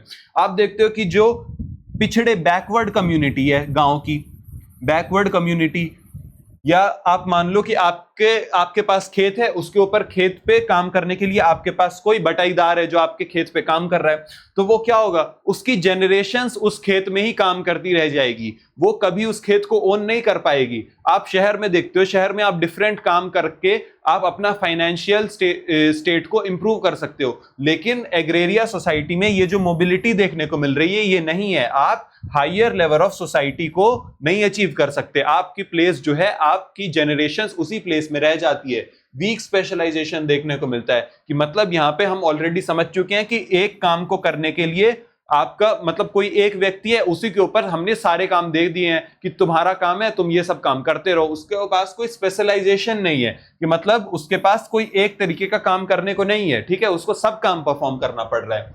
Administration serves the royal family और डोमिनेंट ट्रेडिशनल पावर। यहाँ का जो एडमिनिस्ट्रेशन है वो किसको सर्व करेगा, हो सकता है वो वहां की रॉयल फैमिली को, या फिर वहां का जो डोमिनेंट ग्रुप है, कोई फैमिली होगी उस गांव की, वो बहुत ज्यादा डोमिनेंट होगी, उस फैमिली को वहां का एडमिनिस्ट्रेशन क्या करेगा, उसको सर्व करेगा, not the public at large, ना कि वहां की पब्लिक को, ना कि वहां की जनता को। अब इंडस्ट्रिया, ये डिफ्रैक्टेड सोसाइटी, ये कैसे होती है, तो ये आपकी मॉडर्न होती है ना। हमने वो एग्रेरिया देखा था कि वो ट्रेडिशनल थी, इंडस्ट्रियल सोसाइटी होती है और हाईली स्पेशलाइज्ड होती है, कि मतलब यहाँ पे डिफरेंट काम करने के लिए आपको डिफरेंट इंस्टीट्यूशन देखने को मिलेंगे, ठीक है। क्लियर डिवीजन ऑफ लेबर होगा। अब हमने वहां पे क्या देखा था कि एक व्यक्ति को डिफरेंट काम एक साथ करने पड़ रहे हैं, लेकिन यहाँ पे ऐसा नहीं है, यहाँ पे लेबर का जो है वो क्लियर डिवीजन है। और हाई सोशल मोबिलिटी, बेसिकली इसका क्या मतलब हुआ कि आप समाज में ऊपर उठ सकते हो विद योर हार्ड वर्क, कि मतलब आपने मेहनत की तो आपके पास इतनी अपॉर्चुनिटी होगी कि आप समाज में ऊपर उठ सको, ठीक है। बेस्ड ऑन यूनिवर्सलिस्टिक वैल्यूज, सबके लिए क्या होगा, इक्वल वैल्यूज होंगी। रूल ऑफ लॉ देखने को मिलेगा, यहाँ पे क्या होगा, कॉन्स्टिट्यूशन का रूल होगा, कॉन्स्टिट्यूशन का रूल होगा, ठीक है। और रूल्स क्या होंगे, सबके लिए बराबर होंगे। एंड लीगल रैशनल ब्यूरोक्रेसी देखने को मिलेगी, मतलब ऐसी ब्यूरोक्रेसी होगी जो कि क्या होगी, आपकी लीगली बाउंड होगी, कि मतलब वो क्या करेगी, आपके कानून के दायरे में रहकर काम करेगी और रैशनल डिसीजन मेकिंग करेगी, ठीक है। एडमिनिस्ट्रेशन क्या होगा, ज्यादा ट्रांसपेरेंट होगा, समाज के प्रति ज्यादा अकाउंटेबल होगा, और क्या होगा, ज्यादा एफिशिएंट होगा, मतलब ज्यादा अच्छे तरीके से काम करेगा, अपने फंक्शंस को परफॉर्म करेगा। और प्रिज्मेटिक सोसाइटी आती है, जो कि हम ऑलरेडी देख चुके हैं। प्रिज्मेटिक सोसाइटी कौन सी थी, हमारी बीच वाली स्टेज थी। सबसे पहले हमने देखा एग्रेरिया, फिर हमने देखा प्रिज्मेटिक, फिर हमने देखा कौन सी थी, आपकी डिफ्रैक्टेड सोसाइटी, ठीक है। तो प्रिज्मेटिक सोसाइटी आपकी एग्रेरिया और इंडस्ट्रिया के बीच की ट्रांजिशन थी। इसके अंदर हम देखते हैं कि कैसे मॉडर्न इंस्टीट्यूशन और ट्रेडिशनल सोशल स्ट्रक्चर का क्या होता है, कॉम्बिनेशन होता है, कि मतलब यहां पे आपको कुछ हिस्सों में तो मॉडर्नाइजेशन देखने को मिलेगा, मॉडर्नाइजेशन देखने को मिलेगा, लेकिन कुछ हिस्सों में क्या होगा, आपको ट्रेडिशनल सोसाइटी के छाप देखने को मिल जाएगी, ठीक है। अब ये कैसे होता है, इसके अंदर डिफरेंट चीजें होती है, जो इसकी कैरेक्टरिस्टिक हम आगे समझेंगे, जैसे हेटेरोजेनिटी होगी, फॉर्मलिज्म होगा, ओवरलैपिंग होगा। अब इसको हम एक एक करके समझते हैं कि ये कैरेक्टरिस्टिक्स क्या है, ठीक है, प्रिज्मेटिक सोसाइटी की। तो सबसे पहले आ जाती है हेटेरोजेनिटी। हेटेरोजेनिटी का क्या मतलब होता है, आप हेटेरोजेनस मिक्सचर पढ़ते रहोगे अपने स्कूल टाइम में। हेटेरोजेनस का क्या मतलब होता है कि बेसिकली दो डिफरेंट चीजों का कॉम्बिनेशन, कि कोई भी, मान लो ये बहुत ज्यादा डेंस है, ये वाला आपका लिक्विड, और ये क्या है, उतना डेंस नहीं है, तो दोनों के बीच की स्टेज बेसिकली, मतलब ना ज्यादा डेंस होगा ना ज्यादा कम डेंस होगा, ठीक है।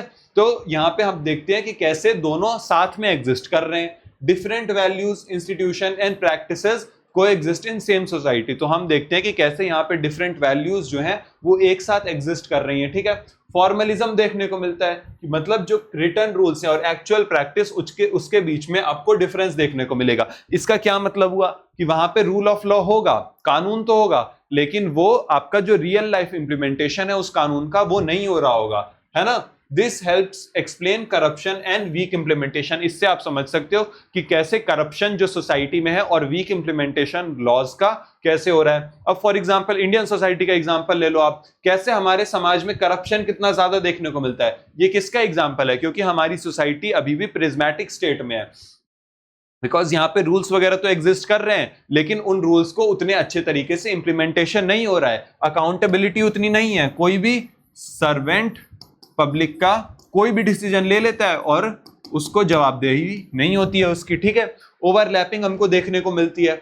मॉडर्न एडमिनिस्ट्रेटिव स्ट्रक्चर एग्जिस्ट तो करते हैं, लेकिन जो आपके ट्रेडिशनल सोशल रिलेशंस है वो अभी भी डोमिनेट कर रहे होते हैं। फॉर एग्जांपल इंडिया में ही देख लो, हमने रूल्स तो दे दिए, लॉज तो ला दिए कि जो आपके SC ST OBC वर्ग है उसको आप क्या करोगे, आप मॉडर्न एडमिनिस्ट्रेटिव स्ट्रक्चर का हिस्सा बनाओगे, लेकिन आप सोसाइटी में देखते हो कि कैसे अभी भी उनके साथ जो डिस्क्रिमिनेशन है वो एग्जिस्ट कर रहा है। तो ये ओवरलैप आपको देखने को मिल रहा है कि आप क्या कर रहे हो, मॉडर्न एडमिनिस्ट्रेटिव स्ट्रक्चर लेके आ रहे हो, लेकिन जो ट्रेडिशनल सोसाइटी है, जो क्लासिज्म है, जो कास्टिस्ट सोसाइटी है, किनशिप देखने को मिल रही है, ठीक है। ये सारी चीजें आपके ऑफिशियल डिसीजन को अफेक्ट कर रही होती हैं। फॉर एग्जांपल आप क्या कर रहे हो, आपके जो लॉ मेकिंग है, रूल्स बना रहे हो आप, ठीक है, रूल्स बना रहे हो, उन सब पे आपके पर्सनल रिलेशंस का, आपकी क्लास का, आपकी कास्ट का, ठीक है, इन सारी चीजों का जो इंपैक्ट है वो बहुत ज्यादा अभी भी देखने को मिलता है, ठीक है।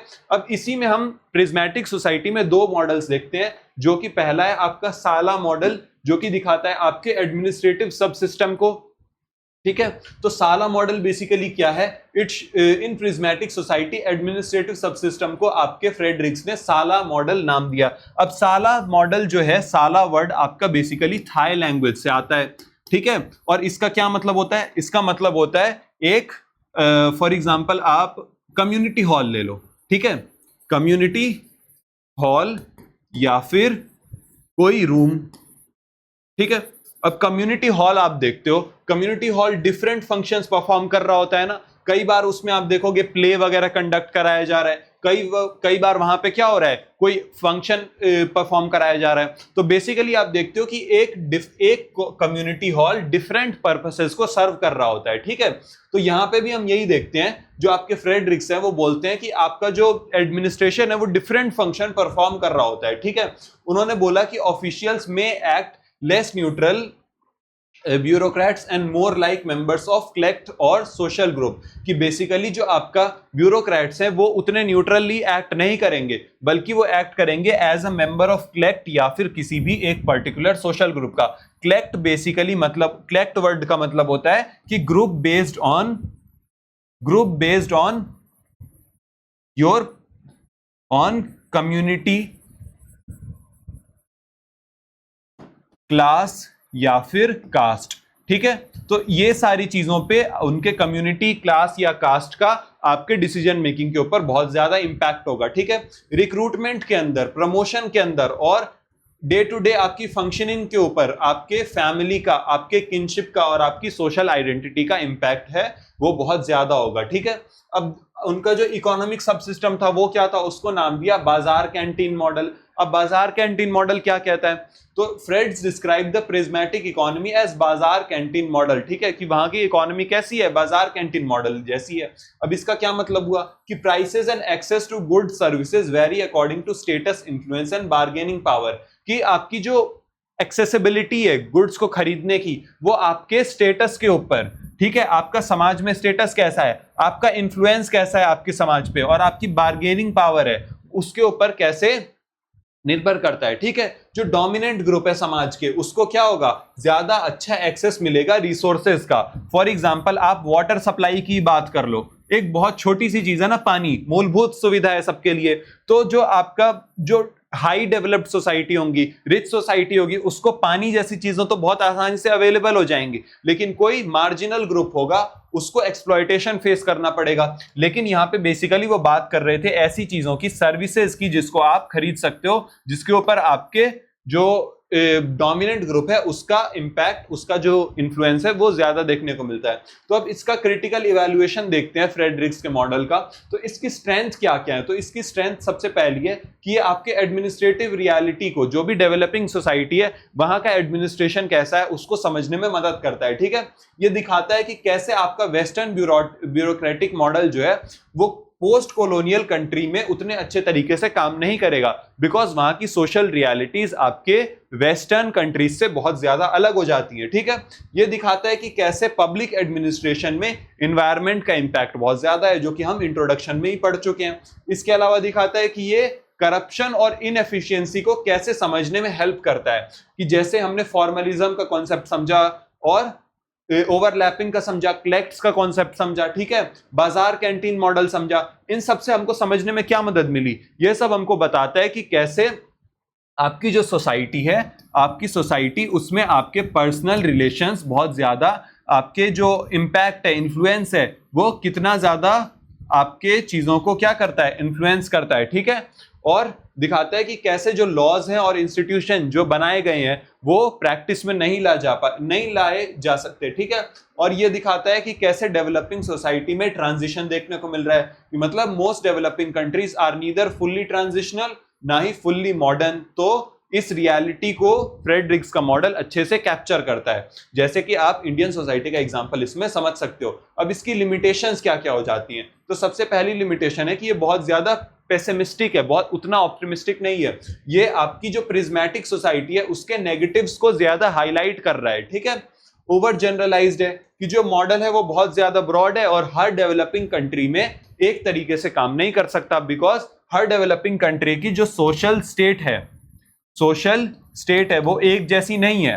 हो सकता है कहीं पे आपको कास्ट बेस्ड डिस्क्रिमिनेशन देखने को मिल रहा हो, लेकिन किसी जगह पे आपको जेंडर बेस्ड डिस्क्रिमिनेशन देखने को मिल रहा हो। हर जगह की रियलिटी एक जैसी नहीं हो सकती, इस वजह से क्या है, ये हर जगह उतना एफिशिएंटली एप्लीकेबल नहीं होता। वेस्टर्न बायस देखने को मिल रहा है, बिकॉज ये आपकी डेवलपिंग सोसाइटी को वेस्टर्न स्टैंडर्ड से क्या करता है, कंपेयर करता है और जो लोकल स्ट्रेंथ है उसको इग्नोर कर सकता है, बिकॉज बेसिकली ये दिखाता है कि कैसे वेस्टर्न सोसाइटीज क्या हैं, वो आइडियल मॉडल है, आइडियल मॉडल है आपके डेवलपिंग कंट्रीज के लिए। और अगर डेवलपिंग कंट्रीज उस आइडियल मॉडल को फॉलो नहीं कर रही हैं तो वो बोलते हैं कि ये वहां की कंट्री का डेवलपमेंट नहीं हो सकता। इसी वजह से यहाँ पे हमको देखने को मिलता है कि ये कैसे वेस्ट को हमेशा सुपीरियर दिखाता है as compared to developing nation. ठीक है, इंपॉर्टेंट वेरिएबल्स को इग्नोर कर देता है। अब वो इंपॉर्टेंट वेरिएबल्स क्या है, जैसे पॉपुलेशन हो गया, टेरिटरी का साइज हो गया, मिलिट्री का रोल हो गया, लीडरशिप हो गया, ये सारी चीजों को उतना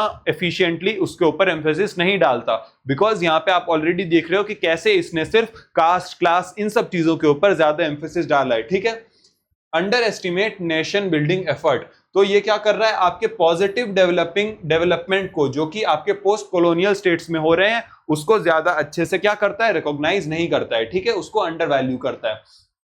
तो ये आपके डेवलपिंग सोसाइटी के एडमिनिस्ट्रेशन को क्यों समझने में ज्यादा मदद कर रहा है, बिकॉज इसने दिखाया कि फॉर्मल रूल और एक्चुअल एडमिनिस्ट्रेटिव बिहेवियर कैसे अलग होते हैं। ठीक है, इसके अलावा इसने दिखाया कि traditional royalties still affect recruitment, promotion and decision making, कि मतलब अगर मान लो आपकी कोई सोसाइटी है पुरानी, उसमें आप अपने बड़े बूढ़ों को देखते होगे कि कैसे वो अभी भी क्या करते हैं, आपके ट्रेडिशनल आइडियाज को फॉलो कर रहे होते हैं। ठीक है, ट्रेडिशनल आइडियाज को फॉलो करते हैं। तो ये सारी चीजें दिखाती है कि जो ट्रेडिशनल लॉयल्टीज हैं वो अभी भी आपकी डिसीजन मेकिंग वगैरह को क्या करती है, बहुत ज्यादा अफेक्ट करती है। ठीक है, इसके अलावा ये पेट्रोनेज, नेपोटिज्म, फेवरेटिज्म और करप्शन को समझने में मदद करता है।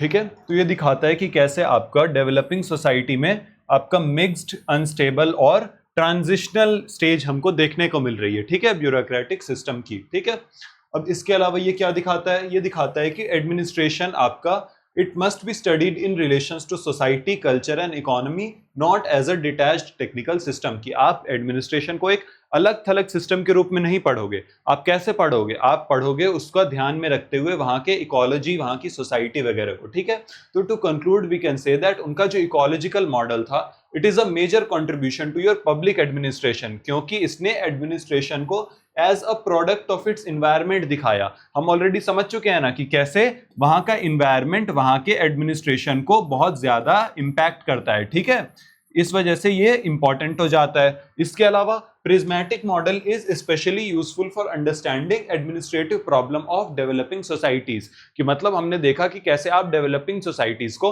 प्रिज्मेटिक मॉडल से रिलेट कर सकते हो। इसके अलावा इसका क्रिटिसिज्म क्यों हुआ, because it was highly pessimistic और इसने ओवर जनरलाइजेशन कर दिया, और इसके बावजूद भी ये क्या रहता है, it remains the most important framework for your comparative public administration. ठीक है, अब हम हमारे क्वेश्चन नंबर 4 की तरफ चलते हैं, जो हमसे क्या बोलता है, इट सेज कि discuss the main features of new public management और how is it different from your new public service. ये बहुत आसान क्वेश्चन अब आ जाएंगे आपके तीनों।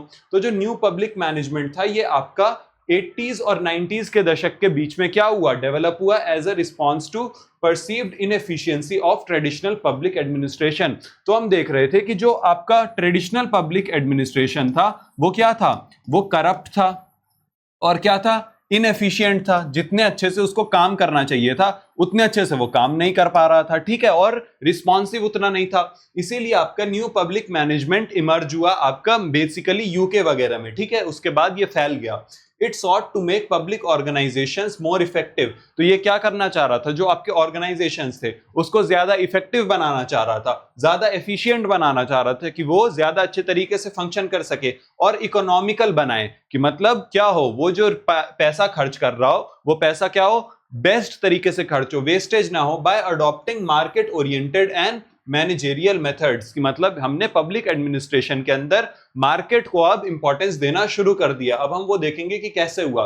तो इसके न्यू पब्लिक मैनेजमेंट के मेन फीचर्स क्या थे, सबसे पहला it focused on the 3 E's। अब वो 3 E's क्या थे, सबसे पहला था आपका एफिशिएंसी, जो कि हम ऑलरेडी पढ़ चुके हैं, जो आपकी सर्विसेज की डिलीवरी है वो कैसे बेस्ट हो सके। ठीक है, इकोनॉमी, कि मतलब आप जो पैसा यूज कर रहे हो, जो रिसोर्सेज यूज कर रहे हो उसका लीस्ट वेस्टेज हो, और इफेक्टिवनेस, कि जो रिसोर्सेज है उनका बेस्ट यूज हो सके ताकि जो प्रॉब्लम्स हैं उसको आप एफिशिएंटली सॉल्व कर सको। इसके अलावा परफॉर्मेंस बेस्ड एडमिनिस्ट्रेशन हो गया, कि मतलब एम्फेसिस दिया गया परफॉर्मेंस अप्रेजल के ऊपर कि आप जब परफॉर्मेंस दोगे तभी आपको अप्रेजल मिलेगा। इसके अलावा टारगेटेड आउटपुट कि हमने अपने आउटपुट को डिसाइड कर लिया कि हमको बेसिकली ये गोल्स अचीव करने हैं और वो गोल्स को हमने क्या किया, एम किया कि उसको हम अचीव करते रहें। ठीक है, measurement of result rather than only following procedure. अब हमने देखना शुरू कर दिया कि आप प्रोसीजर्स को नहीं देख रहे हो, कि आप ये नहीं देख रहे हो कि हमने रूल फॉलो किए कि नहीं, हमने देखा कि क्या हमको रिजल्ट मिला। अगर रिजल्ट मिला तो आपको क्या होगा, अप्रिसिएशन मिलेगा, अगर रिजल्ट नहीं मिला तो आपको अप्रिसिएशन नहीं मिलेगा। ठीक है, मैनेजेरियल ऑटोनॉमी हुई कि मतलब जो पब्लिक मैनेजर्स थे उनको ज्यादा फ्रीडम दी गई, उनको क्या किया गया, फ्लेक्सिबिलिटी प्रोवाइड की गई, जो कि आपके ट्रेडिशनल पब्लिक एडमिनिस्ट्रेशन के अंदर नहीं थी। ठीक है, उनको क्या किया गया, ब्यूरोक्रेटिक कंट्रोल को लेस रिजिड बना दिया गया। अब उनके पास क्या था, ज्यादा फ्लेक्सिबिलिटी थी। अब वो ज्यादा मतलब आसानी से अपने डिसीजंस को खुद से ले सकते थे। ग्रेटर एम्फेसिस दिया गया ऑन रिजल्ट्स एंड रिस्पॉन्सिबिलिटी। ठीक है, इसके अलावा क्या हुआ, डिसेंट्रलाइजेशन हुआ पावर का।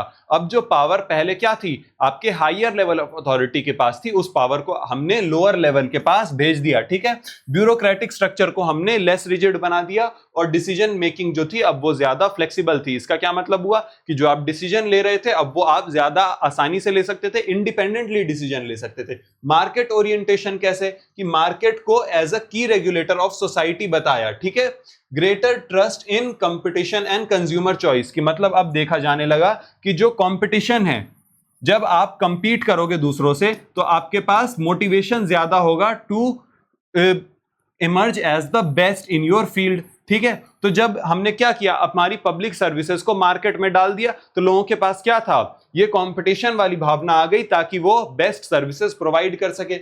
Public services are restructured in your market like ways, कि मतलब हमने मार्केट वाले तरीकों से पब्लिक सर्विसेज को स्ट्रक्चर कर दिया।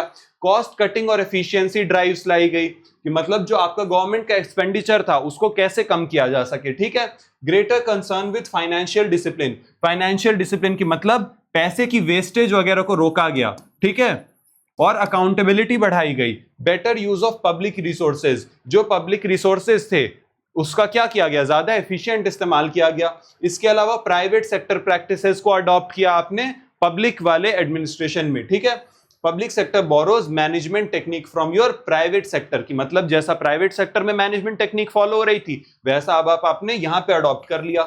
इंक्लूड्स कॉन्ट्रैक्टिंग आउट, मतलब आपने कॉन्ट्रैक्ट देना शुरू कर दिया। आप देखते हो ना कि एमसीडी कई बार क्या करती है, जैसे म्युनिसिपल कॉर्पोरेशन ऑफ दिल्ली हो गया या आपके शहर की कोई म्युनिसिपल कॉर्पोरेशन होगी, वो क्या करती है, कॉन्ट्रैक्ट लाती है टू मेक रोड्स वगैरह कुछ भी। तो ऐसे क्या होगा, जब आप मार्केट में ऐसी चीजों को ला दोगे तो उससे आपके पास कंपटीशन बढ़ेगा और क्या होगा, एफिशिएंसी ज्यादा अच्छा, कम पैसे में जो आपका रिजल्ट्स हैं वो आपको देखने को मिलेंगे। इंटरनल मार्केट्स मैनेजमेंट कॉन्ट्रैक्ट्स देने शुरू कर दिए और मार्केट टेस्टिंग जैसी प्रैक्टिसेस को शुरू कर दिया गया। कंज्यूमर ओरिएंटेशन, अब सिटीजन्स को आप कस्टमर की तरह देखने लगे हो। जैसे कोई भी शॉपकीपर कब सक्सीड करता है, जब वो अपने कस्टमर्स को बेस्ट सर्विस प्रोवाइड कर सके। तो सिटीजन्स को आपने कस्टमर के रूप में देखा बिकॉज आपने मार्केट वाली टेक्निक्स को अडॉप्ट कर लिया था।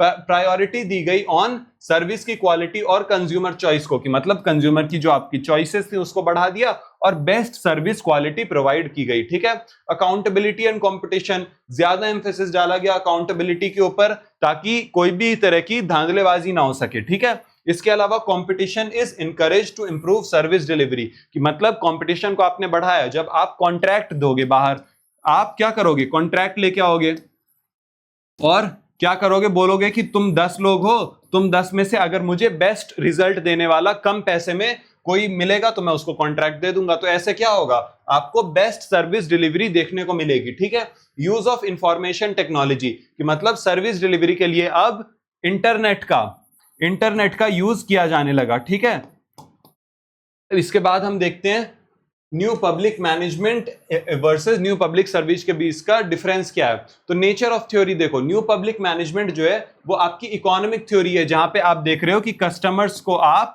जो सिटीजन्स हैं उनको आप कस्टमर के रूप में ट्रीट कर रहे हो। ठीक है, सिटीजन्स को कस्टमर के रूप में ट्रीट कर रहे हो। ये हमने देखा था कि 80s और 90s के बीच में आई थी, लेकिन जो न्यू पब्लिक सर्विस है ये कब आई थी? 2000s में आई थी, ठीक है, 2000s में, जिसने जो कि एक डेमोक्रेटिक थ्योरी थी, ठीक है। सिटीजन्स को हमने कैसे देखा? एनपीएम में हमने देखा कि जो पीपल है वो कस्टमर है, लेकिन एनपीएस में आपने देखा पीपल को सिटीजन्स के रूप में देखा, ठीक है। इसके बाद देखो मेन गोल क्या था? एनपीएम का फोकस था मार्केट एफिशिएंसी और सर्विस डिलीवरी, लेकिन जो आपका एनपीएस था उसने पब्लिक इंटरेस्ट को फुलफिल करना ज्यादा इंपॉर्टेंस दिया। गवर्नमेंट का रोल देखो, तो एनपीएम में बोला कि गवर्नमेंट स्टीयर करे, कि मतलब गवर्नमेंट क्या करे, जैसे आप एक जो गाड़ी चलाते हो आप, तो उसमें जो ड्राइवर होता है वो स्टीयरिंग व्हील को बस क्या कर रहा होता है? डायरेक्शन दे रहा होता है ना। तो गवर्नमेंट का काम बोला कि गवर्नमेंट सिर्फ डायरेक्शन दे, काम ना करे, वो दूसरों को काम दे करने के लिए, सिर्फ डायरेक्शन प्रोवाइड करे। लेकिन एनपीएस में बोला कि गवर्नमेंट खुद से काम करे, वो खुद सर्व करे, ठीक है। ह्यूमन बिहेवियर देखो, NPM is based on idea of economic man, कि मतलब यहां पे इकोनॉमिक मैन का जो कि प्रॉफिट के ऊपर ज्यादा फोकस करता है, लेकिन एनपीएस ने stresses on your strategic rationality and civic responsibility, ठीक है। अब वैल्यूज देखो कैसे अलग हो जाती हैं। एनपीएम के अंदर आप इंपॉर्टेंस देते हो इंडिविजुअल इंटरेस्ट और मार्केट वैल्यू को, ठीक है, लेकिन एनपीएस के अंदर आप शेयर्ड वैल्यूज के ऊपर, ठीक है, सबका कॉमन गुड के ऊपर आप ध्यान दे रहे हो, कम्युनिटी वैल्यूज के ऊपर और पब्लिक सर्विस एथोस के ऊपर आप फोकस करते हो, ठीक है। अकाउंटेबिलिटी देखो, एनपीएम में आपकी जो रिस्पॉन्सिवनेस कस्टमर के प्रति होगी, लेकिन एनपीएस में आपकी जो रिस्पॉन्सिवनेस है वो किसके प्रति होगी? सिटीजन्स के प्रति, है ना, कम्युनिटी के मोरल्स के प्रति, पॉलिटिकल नॉर्म्स एंड लॉ के प्रति आपकी अकाउंटेबिलिटी होगी। स्टाइल ऑफ गवर्नेंस कैसा हो जाता है? एनपीएम मार्केट ड्रिवन है, मैनेजेरियल है, लेकिन एनपीएस पार्टिसिपेटरी है, जिसमें सब लोग पार्टिसिपेट कर सकते हैं। सिंपल सी चीजें हैं, समझ गए होंगे, ठीक है। Principle of new public service क्या है? इसमें हम सिटीजन को सर्व कर रहे हैं, ना कि कस्टमर को। ये आपकी 2000s में डेवलप हुई थी, ठीक है। पब्लिक इंटरेस्ट को आप परस्यू करते हो, सिटीजनशिप और पब्लिक सर्विस को वैल्यू करते हो, ठीक है। स्ट्रेटेजिकली थिंक करते हो, डेमोक्रेटिकली एक्ट करते हो, सर्व करते हो ना कि स्टीयर करते हो। इसके अलावा आप लोगों को वैल्यू देते हो, ना कि सिर्फ प्रोडक्टिविटी को। समझ गए? To conclude what we can say that NPM जो है वो मॉडर्नाइज्ड एडमिनिस्ट्रेशन है। कैसे?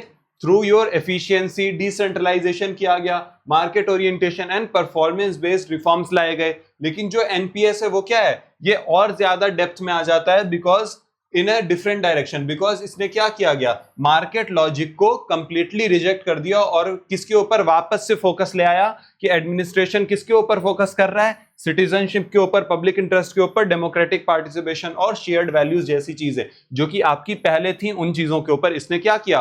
वापस से फोकस ला दिया। अब क्वेश्चन नंबर 5 है हमारा कि what is public policy? Public policy होती क्या है? आप अब तक समझ गए होंगे, बहुत आसान सी चीज है। इसका मीनिंग समझने की बोल रहा है, सिग्निफिकेंस और प्रोसेस ऑफ पॉलिसी फॉर्मुलेशन, की क्या प्रोसेस फॉलो किया जाता है पॉलिसी बनाने के लिए।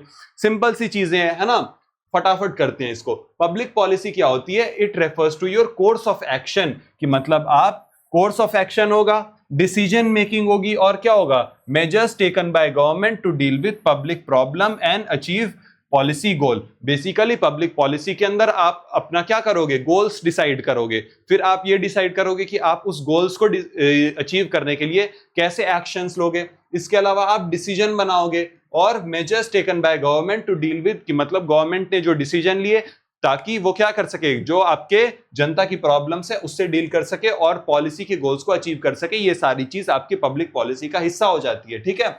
गवर्नेंस को कैसे आप डिस्क्राइब कर सकते हो? It can be described as a method of decision making through which policy decisions are implemented, कि मतलब गवर्नेंस पॉलिसी मेकिंग का वो पहलू है जिसके थ्रू आप क्या कर रहे हो? पॉलिसी के डिसीजंस को इंप्लीमेंट कर रहे हो or not implemented. And it is also noted that both government and citizen matter in policy formulation and policy implementation. तो इसका क्या मतलब हुआ कि जो गवर्नेंस है उसके अंदर आपका गवर्नमेंट और सिटीजन दोनों का जो रोल है पॉलिसी बनाने में और पॉलिसी के इंप्लीमेंटेशन के अंदर, वो बहुत ज्यादा इंपॉर्टेंट हो जाता है, ठीक है। इसका सिग्निफिकेंस देखो, जो पब्लिक पॉलिसी है वो इंपॉर्टेंट क्यों हो जाती है? बिकॉज ये आपका मेन इंस्ट्रूमेंट है through which the state turns goals into action. इसलिए इंपॉर्टेंट है क्योंकि जो गोल्स उसने डिसाइड किए हैं वो एक्शन में कब तब्दील होंगे? वो तभी तब्दील होंगे जब आप उसको पॉलिसी का रूप दोगे, ठीक है।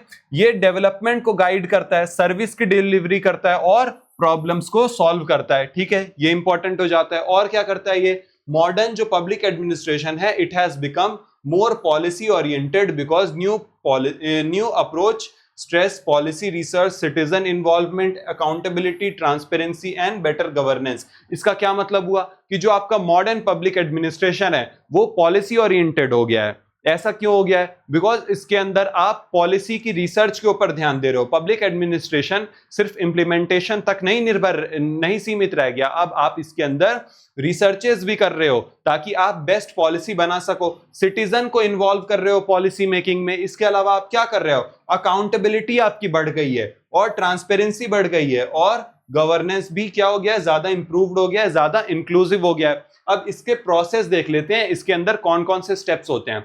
सिंपल से स्टेप्स हैं, है ना। सबसे पहले आप क्या करोगे, प्रॉब्लम को आइडेंटिफाई करोगे कि मतलब आपके पास क्या प्रॉब्लम है जिसको आप सॉल्व करना चाह रहे हो। इसके बाद आप क्या करोगे, इंफॉर्मेशन को कलेक्ट करोगे कि आप फैक्ट को कलेक्ट करोगे, डेटा गैदर करोगे, है ना। इन सारी चीजों को कलेक्ट करके आप क्या करोगे, आप डेटाबेस तैयार करोगे, फिर आप अपना ऑब्जेक्टिव तय करोगे और क्राइटेरिया तय करोगे। इसके अंदर आप ये डिसाइड करोगे कि पॉलिसी अचीव क्या करेगी हमारी। कि मान लो आपने बोला कि हमको हमारे पड़ोस में क्या है, हमारे रीजन में 1000 टन हमारे पास क्या है, कूड़ा है, कूड़े का पहाड़ है, तो उसको हमको क्या करना है, क्लियर आउट करना है। तो ऐसे हम क्या करेंगे, हम अपना ऑब्जेक्टिव तय करेंगे। इसके अलावा आप क्या करोगे, ऑल्टरनेटिव्स तैयार करोगे, आप पॉसिबल पॉलिसी ऑप्शंस तैयार करोगे। इसका क्या मतलब हुआ कि बेसिकली आप वो सारे ऑप्शंस एनालाइज करोगे जिसके तहत आप उस वाली प्रॉब्लम को सॉल्व करोगे। फिर आप इवैल्यूएशन करोगे जो आपके ऑप्शन है उसका फीजिबिलिटी के बेसिस के ऊपर कि कितना आसान है उसको इंप्लीमेंट करना, उसकी कॉस्ट के बेसिस के ऊपर, उसके इफेक्टिवनेस के बेसिस के ऊपर आप उन सारे जो आपके पास ऑल्टरनेटिव्स आए थे, सारे ऑप्शंस आए थे, उन सबको इवैल्यूएट करोगे और फिर आप करोगे बेस्ट ऑप्शन को सेलेक्ट कि हमारे लिए बेस्ट पॉलिसी कौन सी होती है। फिर आप क्या करोगे, आप उसको इंप्लीमेंट कर दोगे और लास्ट में इंप्लीमेंटेशन के बाद आप उसको रिव्यू करोगे कि हमने जो गोल सेट किया था वो अचीव हुआ है कि नहीं। तो ये क्या कर रहा है, रैशनल डिसीजन मेकिंग के लॉजिक को फॉलो कर रहा है। रैशनल डिसीजन मेकिंग कैसी होगी, reason based, best type of decision making, कि मतलब आप सबसे बेहतर तरीके की डिसीजन मेकिंग को इसके अंदर फॉलो करते हो, जो कि हमने स्टेप्स ऑलरेडी देख लिए, ठीक है। तो अब हमारा नेक्स्ट क्वेश्चन आ जाता है, वो क्या कहता है, डिजिटल गवर्नेंस क्या होती है, और इसके अलावा ये क्या बोल रहा है, discuss its significance, digital governance का सिग्निफिकेंस बताओ, also explain the concept of network governance, ठीक है। तो देखो डिजिटल गवर्नेंस होता क्या है, डिजिटल गवर्नेंस बेसिकली इसका मतलब होता है कि आप अपने गवर्नेंस के अंदर इंफॉर्मेशन और कम्युनिकेशन टेक्नोलॉजी को इनकॉर्पोरेट कर दे रहे हो। इसका ऐसा क्यों करते हो, ताकि आपकी जो सर्विस डिलीवरी है वो इंप्रूव हो सके, ट्रांसपेरेंसी इंप्रूव हो सके, है ना, सारा जो डेटा है वो पब्लिक के पास चला जाए। इसके अलावा अकाउंटेबिलिटी बढ़ सके, सिटीजन जो है वो आपके गवर्नेंस में पार्टिसिपेट कर सके और एफिशिएंसी भी बढ़ सके, ठीक है। इसके अंदर क्या चीजें आ जाती है, ई एडमिनिस्ट्रेशन आ गया, ठीक है, ई सर्विसेज आ गई, ई गवर्नेंस आ गया। अब देखो ई सर्विसेज का क्या एग्जांपल है, आप में से बहुत सारे बच्चे होंगे जो डीयू में पढ़ते होंगे, ठीक है, या इग्नू में पढ़ते होंगे, एसओएल में पढ़ते होंगे, ठीक है। आप अपने कॉलेज की वेबसाइट पे जाते हो, यूनिवर्सिटी की वेबसाइट पे, तो आपके पास ऑप्शन होता है ना कि आप बहुत सारा एडमिनिस्ट्रेटिव वर्क खुद ही कर लो, है ना। तो वो किसका एग्जांपल है, आपका ई सर्विसेज का एग्जांपल है। ई गवर्नेंस आ गई, जैसे कि electronic service delivery, electronic work flow, electronic voting, ठीक है, और ऑनलाइन कंसल्टेशन। मतलब अब बहुत सारा काम, जैसे इनकम टैक्स का बहुत सारा काम है। पहले क्या होता था, इनकम टैक्स ऑफिशियल को हर व्यक्ति से ऑफलाइन मिलकर काम करना पड़ता था, लेकिन अब वो सारा काम ऑनलाइन हो गया है। तो ये किसका एग्जांपल है, आपका ई गवर्नेंस का एग्जांपल है। आप बैठे बैठे अपने घर से ये सारी चीजों को क्या कर सकते हो, यूज कर सकते हो, इन सारी सर्विसेज को। It helps government provide information and services through digital platform and support good governance. तो इन सब चीजों से क्या होगा, आप देखो जो पहले काम ये इनकम टैक्स का ऑफलाइन होता था, इसमें क्या होता था, आपका करप्शन होने के चांसेस बहुत ज्यादा थे, लेकिन अब इनके अंडर में जो करप्शन होता था वो काफी ज्यादा घट गया है। तो ये गुड गवर्नेंस को सपोर्ट कर रहा है आपका, है ना। और इंफॉर्मेशन टेक्नोलॉजी आप कैसे प्रोवाइड कर रहे हो, डिजिटल प्लेटफॉर्म के तहत प्रोवाइड कर रहे हो। डिजिटल गवर्नेंस का सिग्निफिकेंस क्या है, बिकॉज अब आपकी पब्लिक सर्विसेज ज्यादा फास्टली आप एक्सेस कर सकते हो और ज्यादा आसानी से एक्सेस कर सकते हो। आधार कार्ड में अपडेट करना कितना आसान है, है ना। पहले क्या होता था, आपको लाइंस में लगना पड़ता था, लेकिन जब से ये सारी चीजें ऑनलाइन अवेलेबल होने लग गई हैं तो क्या हो गया, ज्यादा आसानी हो गई। रेलवे टिकट हो गया, रेलवे टिकट पहले लोग लाइंस में लग के क्या करते थे, कटवाते थे, लेकिन अब क्या होता है, वो घर बैठे अपने टिकट्स काट सकते हैं। तो ये आपका ई गवर्नेंस का एग्जांपल है, आप सर्विसेज को ज्यादा आसानी से एक्सेस कर पा रहे हो। It increases transparency and accountability through open access to information and digital record. तो अब सबके पास क्योंकि डिजिटल रिकॉर्ड्स ऑनलाइन अवेलेबल हैं, तो आप बहुत इजीली क्या कर सकते हो, अकाउंटेबल ठहरा सकते हो, ठीक है, जवाबदेही एक्सपेक्ट कर सकते हो फ्रॉम कंसर्न्ड ऑफिशियल्स, ठीक। इट प्रमोट सिटीजन का participation in decision making through online consultation and engagement. अब क्योंकि एंगेजमेंट कर सकते हैं, पब्लिक क्या कर सकती है, एंगेज हो सकती है विद योर ऑफिशियल्स, और क्या कर सकती है, ऑनलाइन कंसल्टेशन कर सकती है। तो इससे जो गवर्नमेंट में आपका सिटीजन का पार्टिसिपेशन है वो क्या हुआ है, इंप्रूव हो गया है। इट मेक्स एडमिनिस्ट्रेशन ज्यादा एफिशिएंट एंड इकोनॉमिकल, क्योंकि अब क्या हो रहा है, आप फटाफट सारे काम कर सकते हो, आपको ज्यादा इधर ट्रैवल नहीं करना पड़ेगा, तो आपका जो एडमिनिस्ट्रेशन है उसमें खर्चा कम आएगा। बाय रिड्यूसिंग डिले कम होगा, और जो प्रोसीजर्स हैं वो भी क्या हो गई हैं, अब बहुत ज्यादा सिंपल हो गई हैं। It supports good governance and helps government adopt to changing needs at local, national and international levels. समझ गए। अब देखो नेटवर्क गवर्नेंस क्या होती है, ठीक है। तो network governance is a form of governance based on social control के ऊपर बेस्ड है, ये कोऑपरेशन के ऊपर, मतलब पब्लिक और एडमिनिस्ट्रेशन के कोऑपरेशन के ऊपर, पब्लिक एंड एडमिनिस्ट्रेशन के बीच में जो कोऑपरेशन है उसके ऊपर बेस्ड है, ठीक है।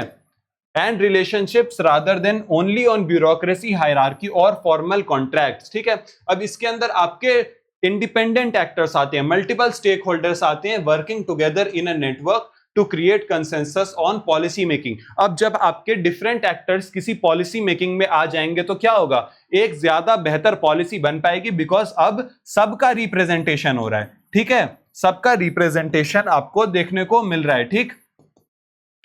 Service delivery and problem solving में भी अब सबके इनपुट्स आपको देखने को मिलते हैं। It relies on informal coordination, public private partnership and stakeholder collaboration, ठीक है, डिफरेंट स्टेक होल्डर्स का कोलैबोरेशन आपको देखने को मिलता है। अब इसके की फीचर्स क्या हैं, because it works through network of stakeholder rather than a single authority. अब आप देख रहे हो डिसीजन मेकिंग में कोई एक सिंगल अथॉरिटी नहीं है, डिफरेंट स्टेक होल्डर्स का नेटवर्क इसके अंदर क्या है, कंसर्न्ड है। Depend on cooperation and consensus building, मतलब आप कोऑपरेशन और कंसेंसस बिल्डिंग, एक कॉमन डिसीजन के ऊपर बिल्ड करने के ऊपर फोकस कर रहे हो। It encourages public private partnership को इनकरेज करता है, coordination in public service delivery, है ना, पब्लिक प्राइवेट पार्टनरशिप के ऊपर फोकस किया और कोऑर्डिनेशन के ऊपर फोकस किया इन योर सर्विस डिलीवरी। इसके अलावा अब जो फॉर्मल रिलेशनशिप थे वो बहुत ज्यादा घट गए, इनफॉर्मल रिलेशनशिप का यूज हो रहा है। And social trust alongside institutional cooperation, ठीक। It sees governance as a shared process involving citizen, organisations and the state. तो अब पहले आप गवर्नेंस को कैसे, गवर्नेंस आप देखते थे कि ये सिर्फ किसका काम है, आपकी सेलेक्टेड गवर्नमेंट का या फिर स्टेट का काम है, लेकिन इन सब चीजों की वजह से क्या हुआ, नेटवर्क गवर्नेंस की वजह से क्या हुआ, इसमें आपके डिफरेंट स्टेक होल्डर्स आपको देखने को मिल रहे हैं, है ना, डिफरेंट स्टेक होल्डर्स देखने को मिल रहे हैं, जिसकी वजह से जो इंक्लूसिवनेस है गवर्नेंस में वो बढ़ी है, ठीक।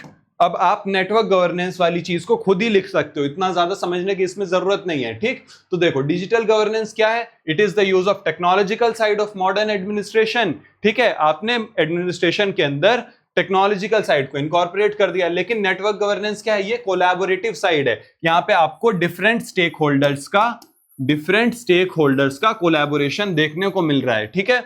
Both move public administration beyond rigid hierarchy, इन दोनों की वजह से क्या हुआ, अब आपका पब्लिक एडमिनिस्ट्रेशन रिजिड हायरार्की से परे चला गया है, and more participatory, flexible and effective governance model. और क्या हुआ, अब ये ज्यादा पार्टिसिपेटरी मॉडल बन गया है, ज्यादा फ्लेक्सिबल है, बिकॉज यहाँ पे अब हायरार्कीज और रिजिडनेस क्या हो गई है, खत्म हो गई है, ठीक। और सबका पार्टिसिपेशन आपको देखने को मिल रहा है। इनफॉर्मल रिलेशनशिप्स आपको देखने को मिल रहे हैं, और गवर्नेंस मॉडल कैसा हो गया, ये ज्यादा इफेक्टिव हो गया। ठीक है, तो ये वाला वीडियो हमारा यहीं पे खत्म होता है। आप इसका पार्ट 1 जरूर देखना। ठीक है, जब तक आप दोनों पार्ट नहीं देखोगे तब तक आपका पूरा पेपर का कवरेज नहीं हो पाएगा। ठीक है, पार्ट 1 देख लेना, चैनल को सब्सक्राइब कर देना, किसी का कोई डाउट होगा तो कमेंट कर देना, वीडियो पसंद आए तो उसको लाइक करना, शेयर करना। ठीक है, और हमारा जो चैनल है Eklavya study point and Eklavya स्नातक है आपका, उन दोनों को सब्सक्राइब करना। ठीक है, किसी का कोई डाउट हो तो कमेंट में पूछना, और अगर किसी को नोट्स चाहिए तो कमेंट में बता देना, इसको टेलीग्राम पे अपलोड कर दिया जाएगा। ठीक है, चलो bye bye, best of luck.